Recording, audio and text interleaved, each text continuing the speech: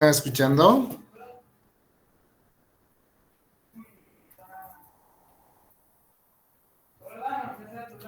Sí, Hola, doctor, buenas hola, noches. ¿me escuchan? Sí, doctor, buenas noches. Hola, buenas noches.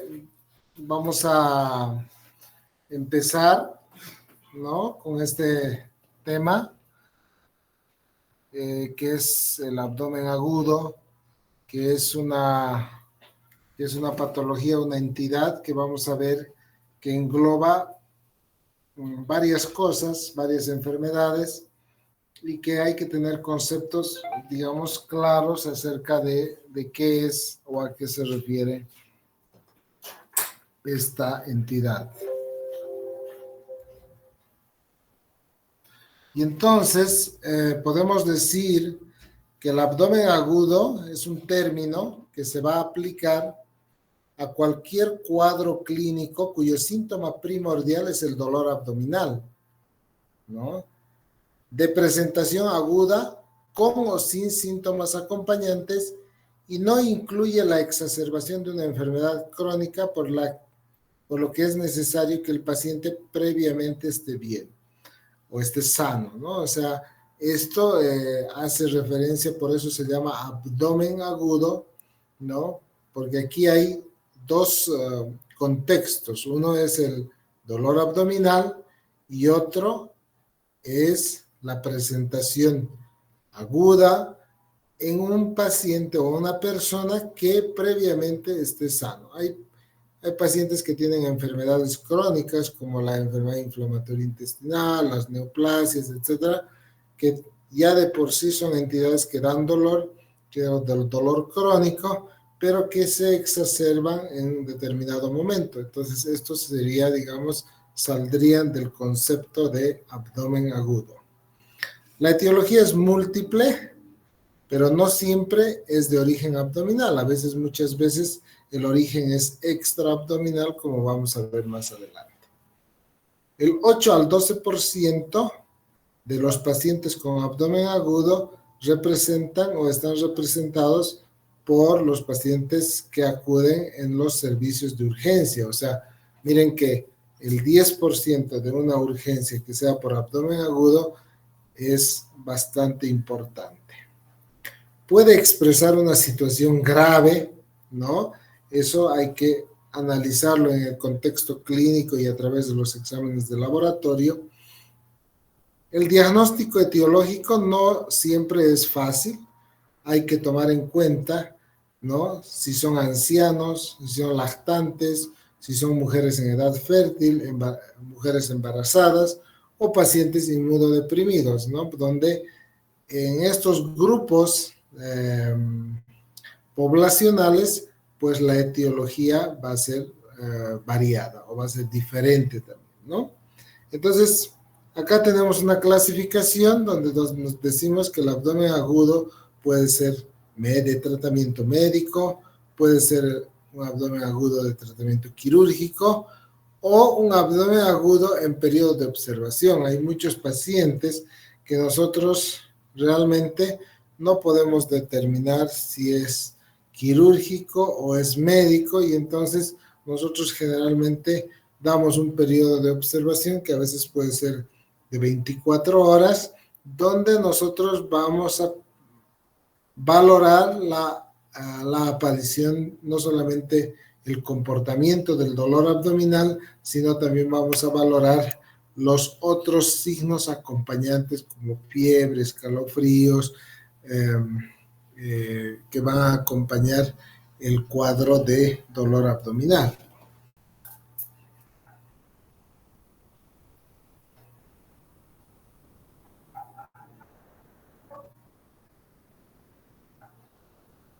Entonces acá tenemos lo que se llama la etiopatogenia. Vean que el abdomen agudo puede ser de causa inflamatoria, puede ser de causa oclusiva, mecánica de la víscera hueca, de causa isquémica o de causa traumática, ¿no? Tiene una patogenia diferente, ¿no? En la, en la, en el abdomen agudo de causa de etiología inflamatoria, el contenido gastrointestinal o biliar. El contenido puede ser gastrointestinal o biliar, pus o contenido colónico, sangre o orina. El dolor somático continuo, bien localizado, que aumenta con los movimientos y con los cambios de la presión intraabdominal, y generalmente el paciente está inmóvil porque precisamente la movilidad o los cambios de posición va a producir aumento del dolor abdominal. La oclusión mecánica de la víscera hueca hace referencia tanto a la obstrucción intestinal, biliar o urinaria, donde el dolor generalmente es mal localizado, es de tipo visceral, cólico, no se modifica con los movimientos ni con la presión intraabdominal y también va acompañado de algunos síntomas vagales. Vean que es un poquito diferente a lo que es el abdomen agudo de causa inflamatoria, donde la oclusiva más bien no modifica con los movimientos ni con los cambios de presión a nivel intraabdominal. La isquemia intestinal, representada por la oclusión vascular mesentérica, la obstrucción intestinal con estrangulación, la torsión de órgano intraabdominal, ¿no? Va a ocasionar todas estas etiologías, lo que es la isquemia intestinal, y el traumatismo puede estar dado a través de una víscera, o sea, lesiones en vísceras sólidas, como el hígado, el vaso, o vísceras huecas, como el intestino delgado, el yeyuno, el ilion o el mismo colon. Entonces no nos olvidemos estas 4 etiopatogenias del abdomen agudo de causa inflamatoria, oclusiva, isquémica y traumática. Y entonces siempre hemos sabido que el abdomen es una caja de Pandora, decíamos, ¿no? ¿Por qué? Porque hay muchas patologías que van a confluir en el abdomen y a veces pueden producirnos cierta confusión o cierta dificultad al momento de hacer un diagnóstico preciso.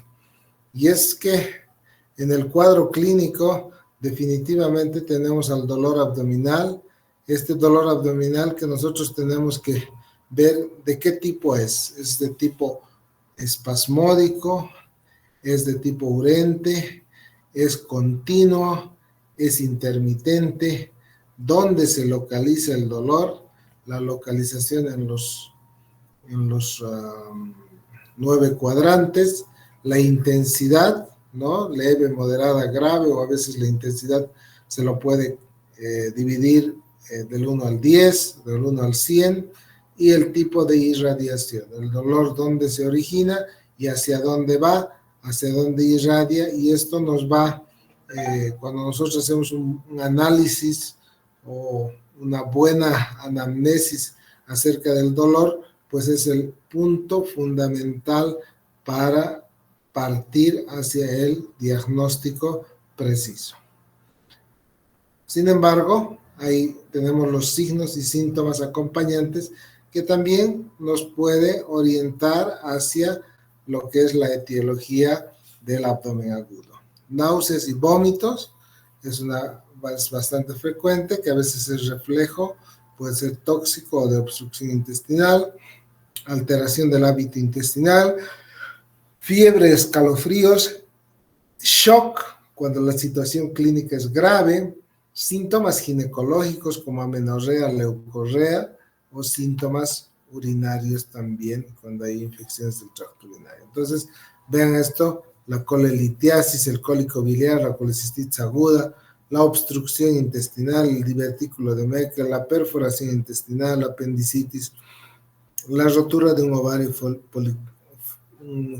rotura de un folículo ovárico, la perforación gástrica, la pancreatitis aguda, la obstrucción intestinal, la diverticulitis, la rotura de un embarazo ectópico, son las causas más frecuentes de abdomen agudo.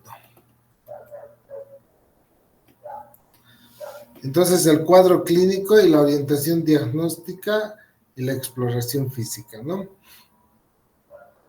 Si no, tenemos que ver siempre al paciente, es una cosa muy importante.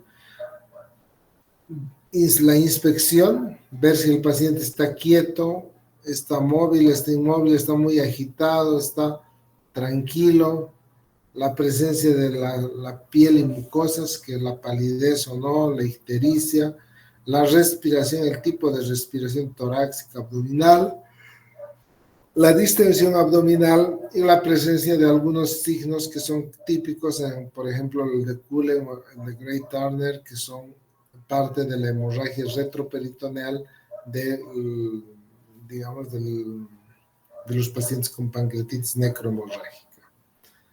La palpación, ¿no? La palpación superficial, la palpación profunda, vamos a ver defensa, Bloomberg, signos apendiculares y búsqueda de masas. La percusión nos va a ayudar con el gas o diferenciar la presencia de aire o la presencia de líquido o la presencia de un neumoperitoneal. La auscultación de los ruidos hidroaéreos, a veces los ruidos pueden estar aumentados, disminuidos, puede haber soplos abdominales, como vamos a tener más adelante en las estenosis, por ejemplo, de aorta abdominal, tenemos a veces soplos abdominales que va a condicionar un dolor abdominal. El tacto rectal y el tacto vaginal, perdón, en la enfermedad ginecológica, nos va a ayudar en las enfermedades ginecológicas, nos va a ayudar en la valoración de una apendicitis aguda, a veces retrocecal o pélvico, o la presencia de abscesos pélvicos también, que va a producir mucho dolor al tacto vaginal.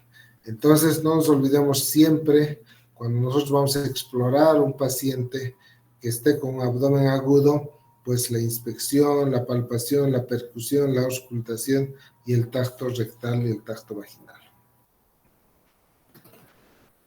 Algunas exploraciones complementarias, análisis de sangre, generalmente una analítica general de sangre, dependiendo del cuadro, cuando nosotros tenemos ya sospecha de una enfermedad de la vesícula o una obstrucción del conducto, o estamos sospechando de una obstrucción del colédoco, una colangitis, pues tenemos que ver no solamente la parte de los laboratorios generales, sino tenemos que tener las pruebas de función hepática, que son las transaminasas, oxalacética y pirúvica, las bilirrubinas directa e indirecta, la fosfatasa, la gran gamma glutamilotransferidasa.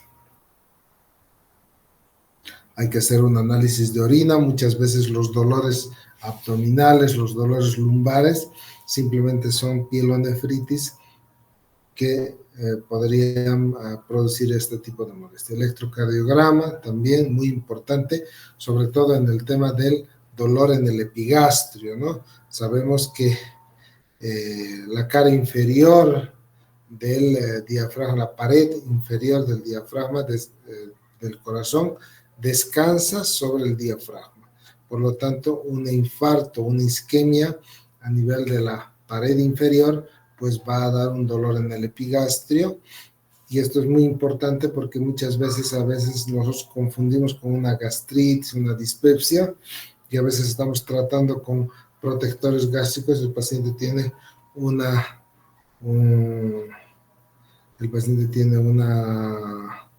infarto agudo de miocardio y que está produciendo el dolor en el epigastrio. Es bastante frecuente que nosotros tengamos este tipo de patologías, sobre todo en la emergencia, donde el dolor torácico es quizás el síntoma primordial. Hay exámenes radiológicos, la radiografía de tórax, la radiografía de abdomen, la ecografía abdominal, la tomografía, la angiotac y la colangioresonancia.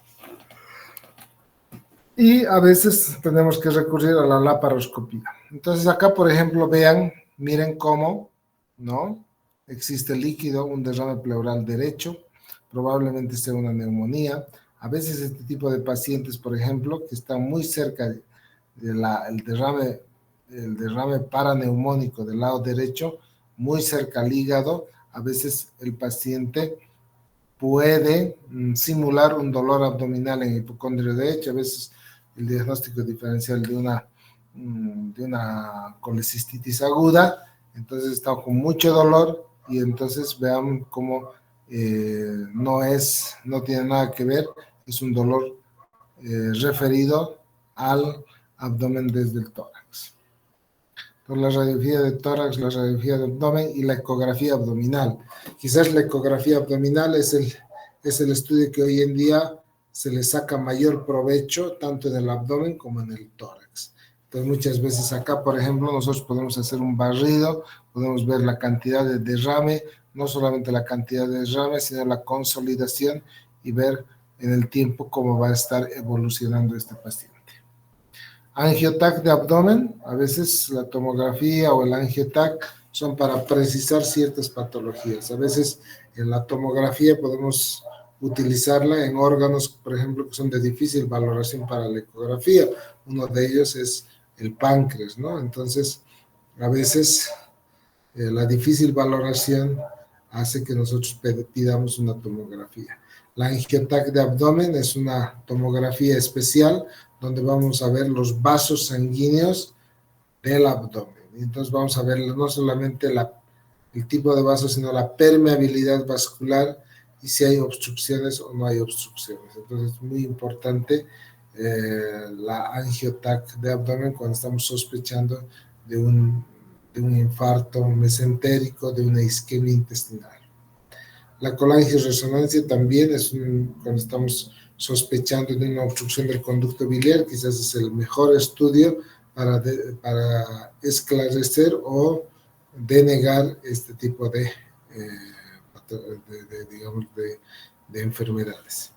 Y la laparoscopía es otro estudio también que nosotros utilizamos, no es una cámara que se introduce por el ombligo y que nos sirve para observar esa área, ¿no? Entonces, a veces el área que realmente nosotros, a veces por la radiografía, por la ecografía, por la tomografía, por la resonancia magnética, a veces no se puede identificar. Entonces, podemos recurrir a lo que es la laparoscopía diagnóstica. Y entonces acá tenemos algunos ejemplos nada más, ¿no? Unos ejemplos de lo que puede ser. Vean acá, por ejemplo, este es un paciente joven que tiene un dolor abdominal intenso y que tiene en la radiografía de tórax aire subdiafragmático. Entonces, la presencia de aire subdiafragmático indica perforación de víscera hueca.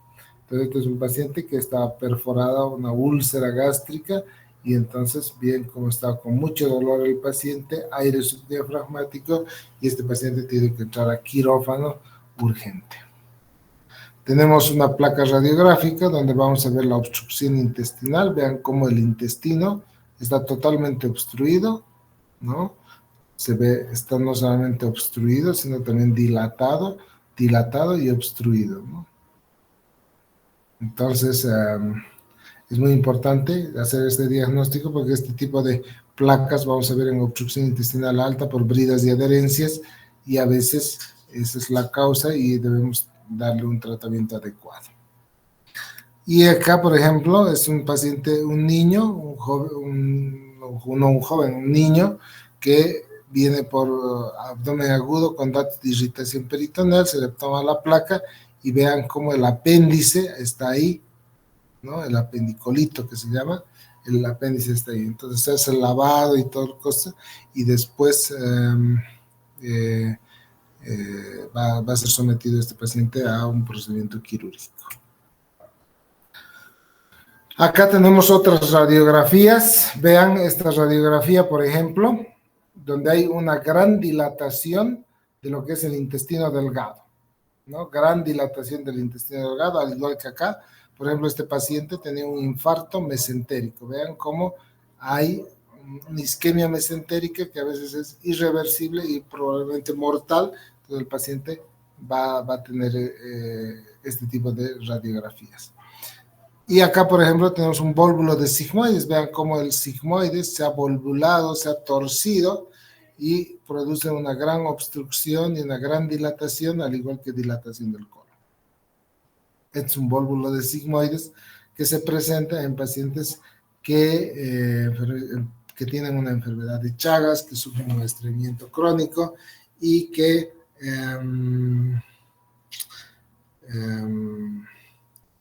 viven generalmente en el campo. A veces se relaciona un poco con la coca también, se relaciona también con la altura, que se llama el megacolon de altura. Entonces esto es multifactorial. Acá tenemos otra muestra de una gran dilatación del intestino grueso, que es el vólvulo, el signo del grano de café, ¿no? Acá tenemos el borramiento del asa intestinal, que se presenta, digamos, en especie, pero el estómago, por ejemplo, está lleno de líquido y aquí se está borrando, un borramiento del borde del colon. Entonces acá, por ejemplo, vean cómo acá, por ejemplo, estamos viendo algunas calcificaciones en un área correspondiente al uréter, ¿no? Entonces, calcificaciones y obstrucción y múltiples litos en esta área. Entonces, siguiendo de los estudios complementarios, de la radiografía, como nos ayuda en muchas patologías, pues la ecografía quizás también, miren, en una apendicitis aguda, el signo del ojo de buey, líquido libre, ¿no? Entonces, edema con líquido libre. Hay líquido libre en el abdomen, esto por ejemplo en espacio hepatorrenal, en el contexto de un paciente que tiene trauma, podría ser una ruptura intestinal o puede ser una ruptura de víscera hueca. La obstrucción intestinal en las neoplasias o en los cálculos, la colecistitis aguda, la colecistitis crónica y la pancreatitis aguda también con ese edema importante tanto en el cuerpo como en la cola. Y habíamos hablado también de lo que es la angiotac de abdomen, que es lo que nos permite ver estos vasos, la mesentérica, el tronco celíaco, la mesentérica superior, la mesentérica inferior, y vean cómo en la mesentérica inferior existe un defecto de llenado y una estenosis. Y acá se ve un poquito más, mesentérica superior, mesentérica inferior, vamos a ver cálculos que están dentro de un vaso, o sea, no, son coágulos, perdón, no cálculos, coágulos que están en el interior de los vasos y que van a producir una obstrucción que al final va a tener una isquemia intestinal y dependiendo del segmento puede ser mortal o puede ser recuperable el paciente.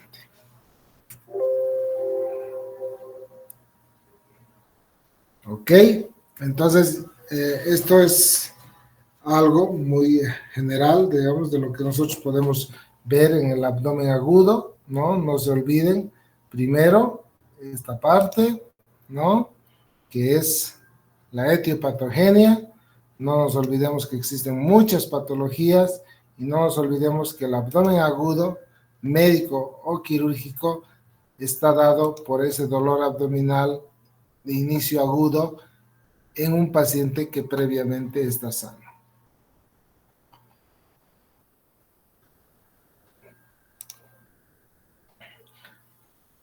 Bien, vamos a continuar con el segundo tema, que es un tema bien bastante fácil, que es la obstrucción intestinal. A ver, voy a...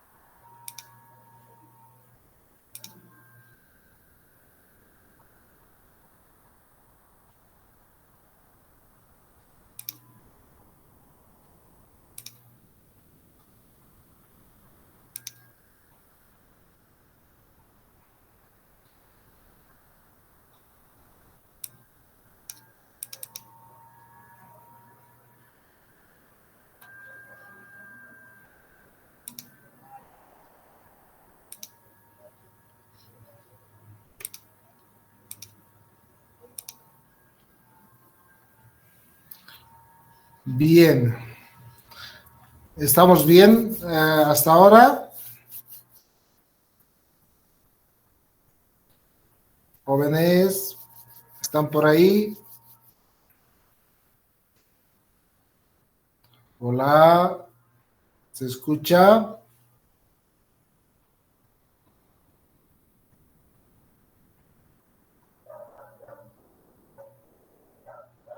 Hola, hola, ¿se escucha?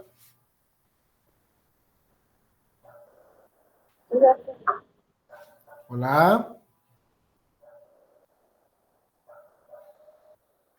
¿se escucha bien?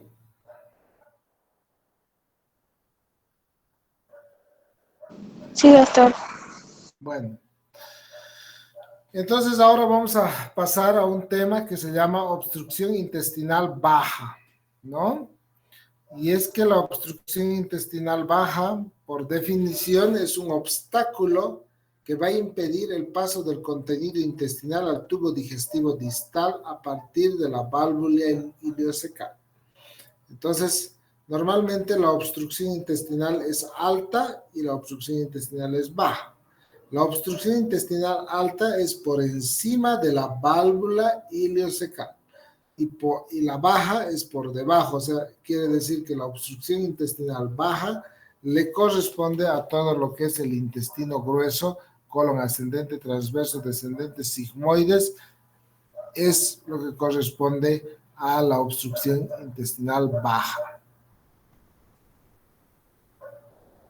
Y entonces tenemos que, de acuerdo a la patogenia, puede ser una obstrucción mecánica, puede ser una obstrucción funcional, de acuerdo a la evolución puede ser aguda o crónica, de acuerdo al grado de obstrucción puede estar completa o incompleta, de acuerdo al compromiso vascular, obstrucción intestinal simple o obstrucción intestinal complicada o con compromiso vascular, estrangulación intestinal, y cuando la obstrucción intestinal baja tiene una válvula ileocecal competente o incompetente. Entonces vean cómo la etiología acá puede ser extrínseca o extramural, intrínseca o intramural, lesiones inflamatorias y obstrucciones intraluminales. Quizás la extrínseca o extraluminal más frecuente son los vólvulos, ¿no? Hernias, adherencias, endometriosis. Las intrínsecas o intramurales, el cáncer de colon, las lesiones congénitas, el ano imperforado, las lesiones inflamatorias, la colitis, la diverticulitis o la enteritis por radiación, y la obstrucción intraluminal, que es el hilo mecánico, la intususcepción, la impactación fecal o los cuerpos extraños en el tubo digestivo. Más de la mitad de los cuadros de obstrucción intestinal baja se producen por adenocarcinoma obstructivo de colon, 50-60%. Dependiendo, es una casuística, digamos, un poco americana. Nosotros tenemos un poquito diferente. Generalmente nuestras obstrucciones intestinales, el 60 al 70% son por vólvulo de sigmoides, por una torsión del intestino. Entonces, acá en Bolivia, donde tenemos bien todavía la enfermedad de Chagas como una enfermedad endémica, donde tenemos la coca, que es la hoja de coca, que es una causa aparentemente muy importante de dolicomegacolon. Y también en Bolivia, ya tomando en cuenta Bolivia, tenemos la zona del altiplano, que la altura va a producir unas alteraciones a nivel intestinal que también va a condicionar lo que se llama el megacolon de altura, que va a predisponer al paciente a tener obstrucción intestinal baja por vólvulo de sigmoides. Entonces, hoy en día nosotros podemos decir que en Bolivia, por lo menos, el 60 al 70% de las obstrucciones intestinales son por dolicomegacolon secundario a una torsión, un vólvulo, que más adelante vamos a ver con vólvulos de 180 grados, menos o más de 180 grados. Acá, por ejemplo, el vólvulo de colon supone el 10 al 15% nada más. La diverticulitis representa el 10% de la obstrucción completa del colon, y de hacerlo es siempre en el sigma y en el colon descendente. La diverticulitis es una enfermedad muy frecuente por encima de los 60 años, y esto cuando hay un proceso inflamatorio infeccioso o hay abscesos en la periferia pueden dar obstrucciones intestinales. El resto de las causas representan cuantitativamente una pequeña parte del problema: impactación por bario, carcinoma, metastasis, intususcepción, amebomas. La fisiopatología. Primero podemos decir que hay un obstáculo, ¿no? Un obstáculo al tránsito intestinal. Este obstáculo va a ocasionar un aumento de peristalsis para poder vencer el obstáculo, y esto va este hiperperistaltismo va a terminar en una fatiga muscular, y posteriormente esa fatiga en una dilatación con éstasis intestinal, y por lo tanto acumulación de gases y acumulación de líquidos con ausencia de peristalsis, ausencia de contracciones peristálticas progresivas, ¿no? Esto va a condicionar una distensión abdominal y una proliferación bacteriana que puede, digamos, en algún momento, cuando la distensión abdominal es muy intensa, puede dificultar la dinámica ventilatoria, y el paciente incluso puede hacer un paro cardiorrespiratorio, y la proliferación bacteriana puede condicionar el sembrado de bacterias en otros lados del cuerpo a distancia, como el hígado, el pulmón, etcétera, y la producción de, por lo tanto, de abscesos o abscesos a distancia, ¿no? Entonces vean cómo la distensión abdominal, pérdida de agua, electrolitos, alcalosis, deshidratación, oliguria, bajo gasto cardíaco, hipotensión.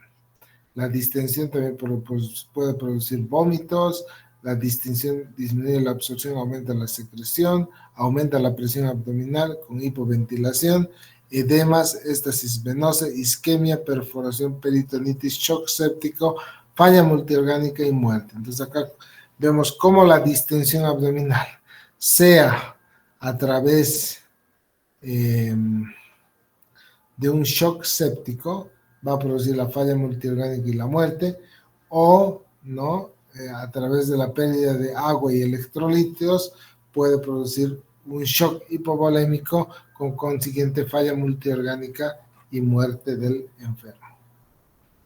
La proliferación bacteriana, la isquemia de los tejidos, entonces va a hacer que fracase la función de barrera, la liberación de endotoxinas al peritoneo, translocación bacteriana, aumento de endotoxinas circulantes, generación de radicales libres, cambios tisulares tardíos por isquemia, bacterias en la cavidad peritoneal, sepsis sistémica, bacterias en el hígado, ¿no? Y por lo tanto, digamos, un sembrado generalizado de las bacterias.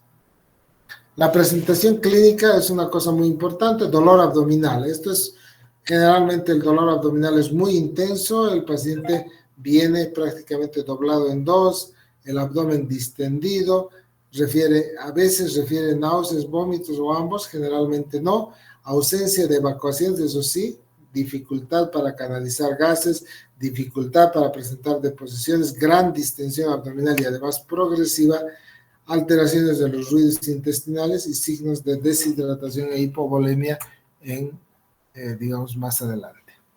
Importante hacer la inspección, ver la parte del abdomen, cómo está distendido, a veces se ve el marco colónico bastante distendido, la auscultación, los ruidos hidroaéreos de tono metálico, la percusión para diferenciar aire de agua, la palpación para ver zonas de dolor o masas palpables, y el tacto rectal para ver el contenido intestinal. A veces podemos ver que existe un fecaloma, podemos ver que en el tacto rectal también podemos evidenciar si hay heces, si hay sangre, cómo están las características de las deposiciones del contenido intestinal. Y entonces acá tenemos el vólvulo de sigmoides. Vean cómo es la torsión del intestino, ¿no? Es la torsión anormal del segmento del colon que está lleno de aire sobre su eje mesentérico, con obstrucción parcial o total del tránsito intestinal, pudiendo existir o no compromiso de la circulación. Miren, el sigmoides se volvula en el 45-80%, el ciego en 15-30% y el colon transverso 2-15, 2 a 5 veces.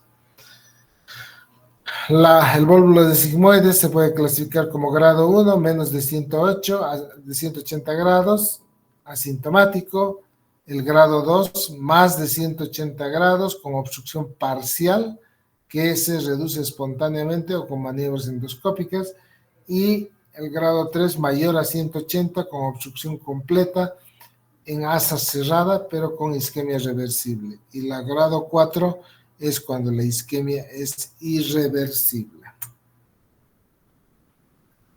Nosotros tenemos, ¿no?, el asa sigmoidea alargada, la falta de fijación del sigmoides al retroperitoneo y la enfermedad de Hirschsprung, que son congénitas, ¿no?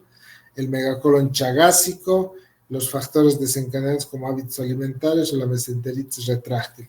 Es importante aquí, en la parte adquirida, hacer énfasis, uno, en la hoja de coca, que a veces a muchos no les gusta que hablemos mal de la hoja de coca, pero la coca sí produce adólico megacolon, y el megacolon de altura también, las personas que viven muchos años en Oruro, en Potosí, en La Paz, en la parte alta, van a tener serios problemas a la hora, digamos, de tener un buen tránsito intestinal.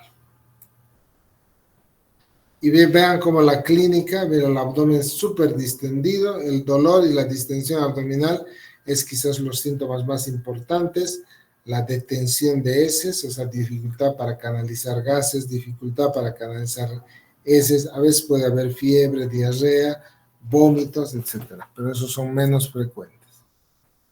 Vean la radiografía simple de abdomen, es quizás la posición de pie, como esta, vean aquí hay un nivel, aquí hay otro, esta es la gran dilatación del colon y aquí está la obstrucción. La radiografía simple de abdomen en decúbito también, vean esto, es signo del grano de café, ¿no?, que es como un grano de café, ¿no? Eso es también importante.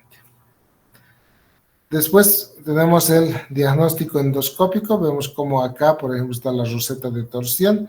Y no solamente la rectosigmoidoscopía nos sirve para hacer el diagnóstico, sino también nos sirve para hacer el tratamiento. Se pasa por acá, ¿no? Podemos pasar hacia proximal y con un movimiento suave hacia a la derecha, pues podemos desobstruir el vólvulo de sigmoides.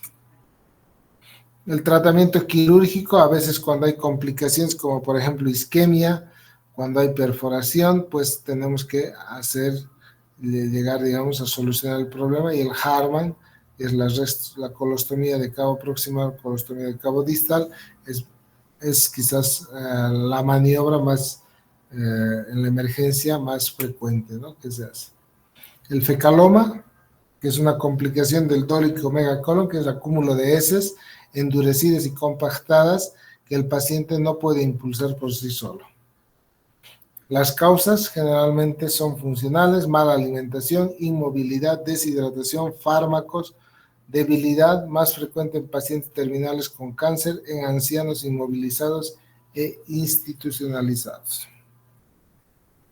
La localización, vean cómo la ampolla rectal el 70%, el colon sigmoides 20%, colon proximal 10%. Los síntomas son estreñimiento, diarrea por rebosamiento. El diagnóstico lo hacemos a través de una placa radiográfica, vean ese signo de miga de pan. También podemos hacerlo a través de una cámara, que es un rectosigmoidoscopio, donde vamos a ver esto, que son las heces, la parte de la mucosa, y el tratamiento, pues, muchas veces cuando tenemos acá, está cerquita a la cabeza del fecaloma, podemos hacer una extracción manual, ¿no?, si se sitúa en la ampolla rectal, y está contraindicado en algunos pacientes que que tienen patología anorrectal como hemorroides, fisuras, abscesos o cirugías recientes en la zona.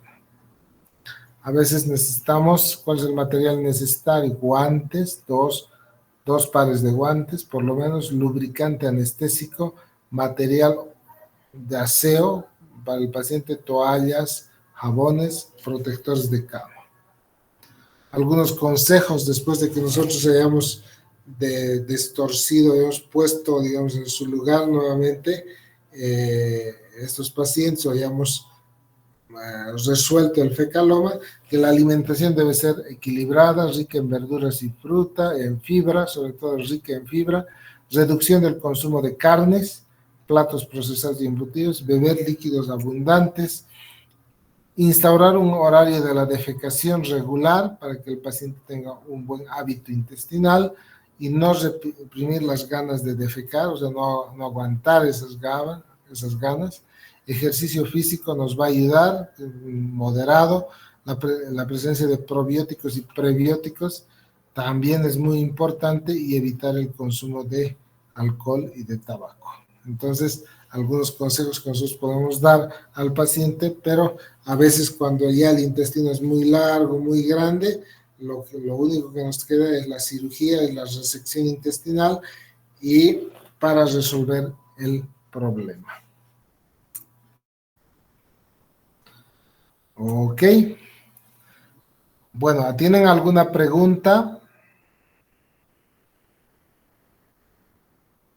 ¿Aló? Hola.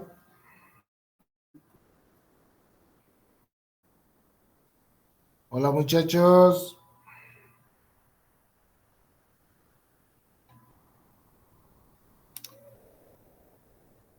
¿Aló?